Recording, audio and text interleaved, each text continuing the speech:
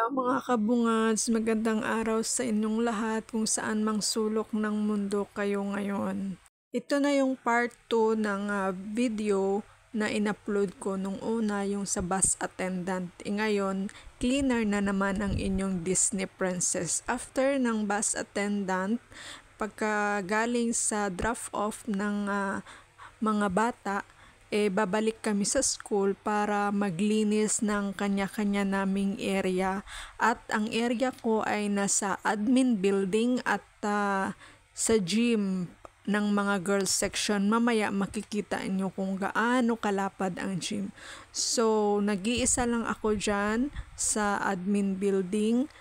Dyan sa baba, ang area ko, ang room na nililinisan ko is yung admin, treasurer, yung supervisor ng transportation namin sa bus. At itong paglilinis namin ay overtime na siya kasi dapat 7 to 3 p.m. lang ang aming trabaho. Pero after drop off ng mga bata, babalik kami sa school 3 p.m. until 7 ng gabi ang trabaho namin. Minsan 8 or 9 na kami natatapos kasi minsan tinutulungan pa namin yung ibang staff na sa mga area nila na hindi kayang linisan or yung ibang late na galing drop off ng mga estudyante. At ako ang palaging number 1 late pag uwi or galing drop off pabalik ng school kasi malayo yung area ko. Pero ako rin naman yung nauuna matapos maglinis kasi office lang yung nililinisan ko, tsaka maliliit lang siya. Tapos, dalawang washroom lang, girls, boys, para sa mga bisita, ganun. Tapos yung malaking area doon sa labas na visiting area or sa receptionist na area, yun lang ang nililinisan ko. Tapos after nun, pupunta na ako sa gym, maglilinis din. Mamaya makikita nyo kung gaano kalawak yung gym. Kasi iba-iba yung area namin pagdating sa linis. Yung iba, 4 rooms per staff ang bawat area na nililinisan namin. Kanina nakikita nyo sa likod may mga boys. Sa boys section naman yun sila naglilinis at sa labas na rin ng gym. Nakikita nyo yung ginagamit ko, yung ang ating pambansang walis tambo ng Pilipinas. Kasi mas komportable akong gamitin yan kasi lahat ng sulok ay mawalis ko kaysa naman yung ginagamit namin na dash map na yung gilid-gilid hindi siya makukuha. Kaya yung walis tambo ang ginagamit namin sa pagwawalis ng mga rooms. After ng walis, magdusting, syempre magmamap-map na 5 kilos ang bigat at napakasakit yan sa likod. Yan ang iniinda ko palagi, yung likod ko, kasi ang map na ginagamit ko is napakabigat. Hindi lang ako, parehas kami lahat ng ginagamit kasi supply yan ng school na mga gamit for the cleaning. Lahat yan galing sa school. Kaya napakabigat ng map na yan. Diyan palagi ako nagrereklamo kasi napakasakit yan sa likod. Grabe talaga yung map na yan. Kaya minsan minimekos ko na lang yan. Magic lang ang katapat niyan para madali matapos ang trabaho at makapagpahinga ng maaga. Kasi pag talagang binabagalan mo ay nako, talagang mahuhuli ka talaga sa linisan. At dito na nga, yan na yung sinasabi kong dash map, yan yung ginagamit ko na pangwalis. Pero pang ano lang siya, pang malawakang area lang, hindi yung sa mga gilid-gilid kasi hindi talaga siya makukuha yung mga dumi sa gilid. Kailangan gamitan mo siya ng walis tambo. At yan na yung sinasabi ko na receptionist area. Lahat dyan, mga bisita, yung mga nanay na nagpupunta dyan, mga tatay na nagpupunta dyan, magbabayad ng mga tuition. At dito na tayo sa canteen at gym area ng mga babae. Kasi magkahiwalay yung area ng lalaki at ng babae. Kasi dito sa ibang bansa, Arabica school bawal magkahalo yung babae at lalaki, maliban na lang sa KG to grade 3 student na mga girls and boys, halo sila. Pagdating ng grade 4, kailangan nakaseparate na yung babae at saka lalaki. Ibang building na yung lalaki at ibang building na rin yung mga babae. First day of work ko dito sa school na yan is talagang ang area ko ay nasa gym at isang washroom ng girls. Baho ko dati dyan sa gym nung na-assign pa ako dyan sa gym is mag-aantay ka lang ng break time ng grade 1, grade 2, grade 3, and then another break time na naman ng grade 4, grade 5. And pagkatapos ng grade 4, grade 5, 6 until 12 na naman ang mag-break time. Every break time nila talagang susundin mo yung mga kalat nila. Minsan may mga lunchbox pa na naiiwan. Minsan may mga pera ka pang napupulot dahil ang iba yung pera hinahayaan na lang yan nila. Minsan mga coins.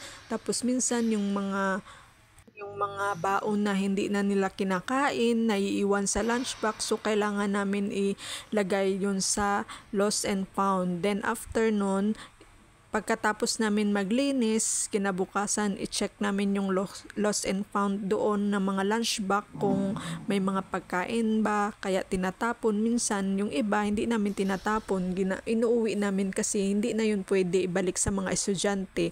Minsan kasi, ang nakikita namin sa lunchbox, yung mga juice, yung mga sandwich, yung mga ganun. Yung mga sandwich na yun, hindi na yun pwede ibalik sa mga estudyante, itapon na yun siya. Yung mga juice naman, yung mga prutas na pwede pang makain, yun kinukuha namin. Nililinisan namin yung mga lunchbox bago namin ibalik sa mga estudyante. Talagang i-room by room naman kasi bawat lunchbox may mga pangalan.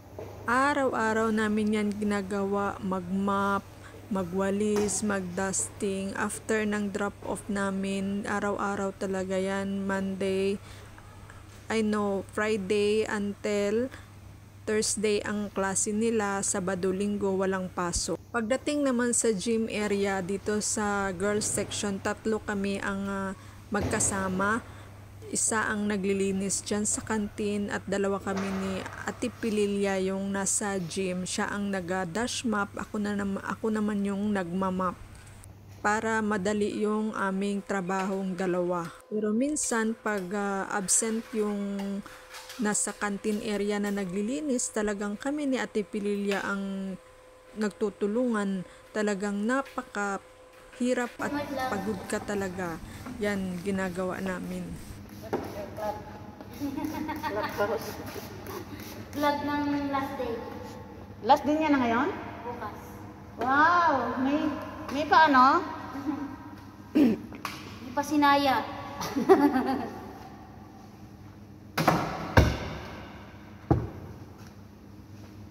Iiyak ako, Georgian.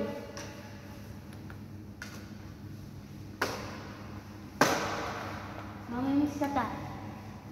Lalo pa gantong oras. Mamimiss kita lalo sa gantong oras.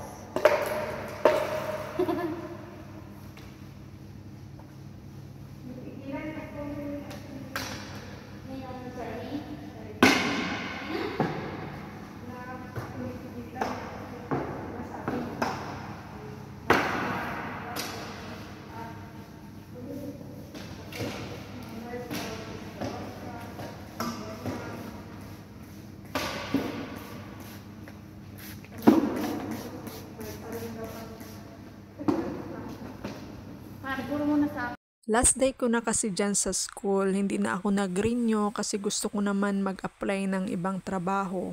Last day na kasi ako sa school kaya lahat na record ko, lahat binidyo ko kung paano kami maglinis, kung saan area ako para kahit papano may balik-balikan akong video na titingnan. Nakakapagod din kasi sa totoo lang, hindi lang naman na 2 days ang off namin.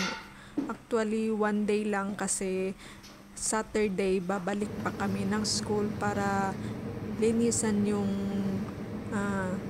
Thursday na hindi namin nalinisan kasi pag Thursday, hindi na kami naglilinis. Talagang after ng drop off namin, pwede na kaming umuwi kasi Friday kinabukasan wala na kaming pasok.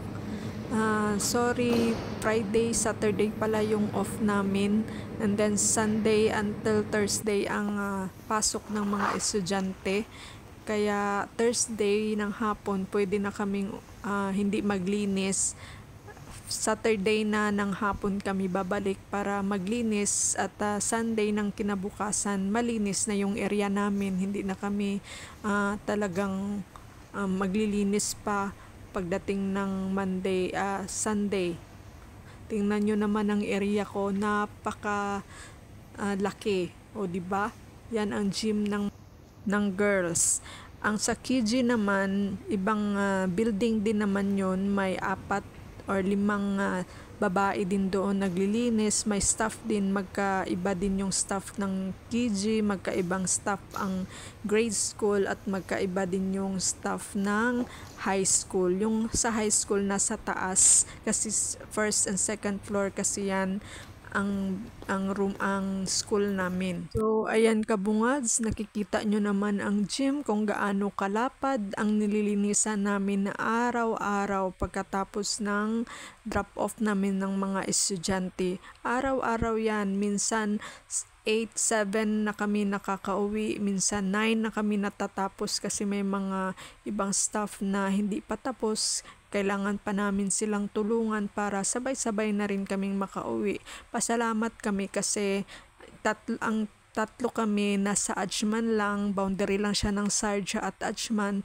Minsan nilalakad lang namin na pauwi. Yung iba is talagang nasa Sharjah, magbabas pa sila. Minsan 10 o'clock na ng gabi sila darating sa kanilang mga bahay, magluluto pa, maglilinis pa, maglalaba pa.